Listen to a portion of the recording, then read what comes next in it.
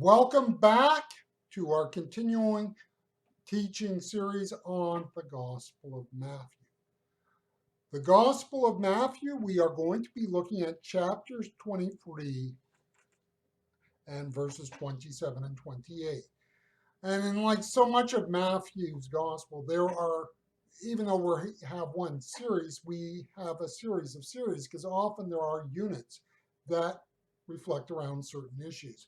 And Matthew chapter 23 is a series of woes where Jesus is attacking the original religious establishment. I'm going to be reading out the four Gospels translated by E.V. Rue, which was in the Penguin Classic series. Matthew chapter 23 and verses 27 and 28. Alas for you doctors and Pharisees, hypocrites that are like whitewashed tombs, which make a fine show from without, but are full inside of dead man's bones and every kind of filth. Thus you are law-abiding men to outside view, yet there's nothing but hypocrisy and wickedness within you. Now, in the day and age that Jesus said those words, there was a taboo about touching the dead. The Pharisees could look back and support a view of theirs on this with a text like Leviticus chapter 21 and verse 1. Reading from the New International Version, Leviticus 21:1 says, "The Lord said to Moses, speak to the priests, the sons of Aaron, and say to them, a priest must not make himself ceremonially unclean for any of the people who die." In order to make sure that people did not bump into some dead bones accidentally, tombs in the time of Jesus were whitewashed. So when Jesus calls these Pharisees whitewashed tombs, he's making a not so subtle reference to something out there. And if you do that sort of thing, guess what? You are going to offend people. You see, this is one of those things that we can hear, doesn't really have the same sort of bite to us. But in that day and age, well, as the old expression has it, them were fighting words. Yes, in Jesus' day, I suspect these words packed a little bit more punch. Matthew chapter 23 is an absolutely ferocious passage.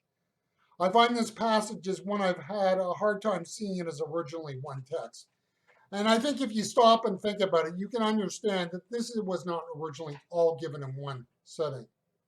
I mean, if Jesus, for that matter, or anybody else tried to give all of this in one setting, the rocks would have been flying long before the end of the chapter, so to speak.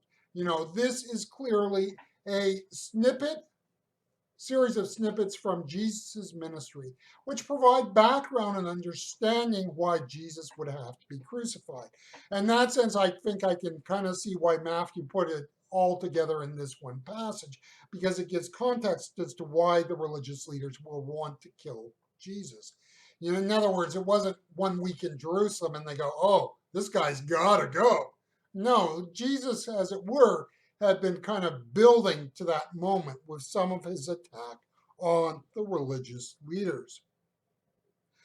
You see, Jesus' concern was ultimately that the teaching of these people was destructive to real faith. Understand the ferociousness we feel in this attack cannot be separated from the magnitude of the concern that Jesus had. We can look at simply the ferociousness and go, Jesus, get it under control, get a handle on it. But we don't understand that side of it unless we see how much Jesus was moved by the fact that what these people were doing was ultimately destructive to real, vital faith, and in that sense was hurting the average person out in the world of Jesus' day that he came to minister. We can see this as a ferocious attack, or we can see what it was, a concern that was real and palpable. Jesus lit into the Pharisees because he knew their system was destructive. Now, to understand this properly, we have to understand how culture blinds us to the reality of things. Now, let me say this and understand. I'm speaking of myself as much as anybody, if not more of myself. I live in a culture that thinks nothing's wrong with abortion. We take the right of abortion as something sacred and good and legitimate for women to have. It is not about the death of a baby, it's not infanticide, it is about right and choice. And we live in a culture that celebrates the death and destruction of hundreds of thousands of babies. Now, I cannot, in a way, begin to understand the sort of anger that some people would have that would come from outside cultures. Cultures where abortion is considered with repugnancy, where it would be reviled, where it would be seen for what it is as murder. My culture, as it were, blinds me to the travesty of this, the wickedness, the horrendousness of this, the horror of what we are doing. And cultures do that in all sorts of ways. We can think of how some cultures will downplay one group versus another. So for example, at one time people thought nothing of slaughtering the indigenous people of the Americas. Not all European migrants did, but some had no qualms about it. Or we can think of the historic treatment of Slavs in certain parts of Europe by non Slavs. Or we can think of the Jews all through European history. Or we can think of the Tutsis. My point is, it's very easy for us as a culture to be blind to the horrors of what we are doing. We cannot understand Matthew chapter 23 unless we see that Jesus took off the culturally speaking rose colored glasses and gave people an opportunity to see their world as it is. It is important for us to grasp this and understand what motivated Jesus to attack the Pharisees. A demonic culture will destroy people, babies, indigenous people, Slavs, Tutsis, Jews, Christians, Shiites, Sunnis, Hindus, Sikhs, Buddhists. We go on down the list.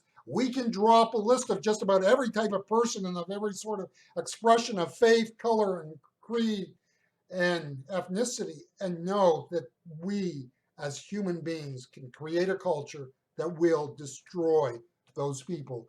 A demonic culture will destroy people. What would Jesus say of the North American evangelical church as we head to the 2020s? In our church culture, are we blind to some of our cultural failings? Jesus lit into the Pharisees, for he saw how destructive their cultural faith was.